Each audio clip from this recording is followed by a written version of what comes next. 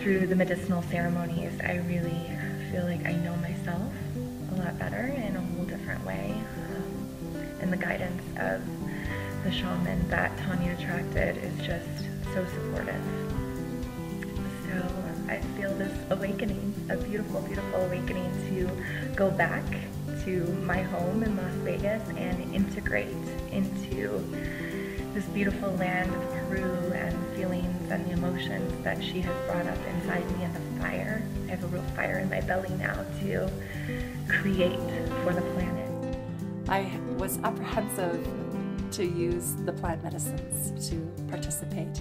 I'm a bit of a purist, and I really had some hesitation, but I am so grateful to have gone through that experience, to experience the power of these plant medicines and the intelligence behind them. Tanya has chosen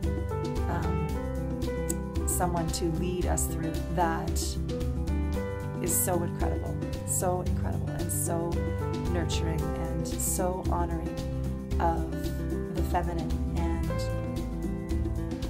life and the wisdom and the container that he created for us was absolutely, for me, the most exquisite experience of my life, and I would not trade it for anything.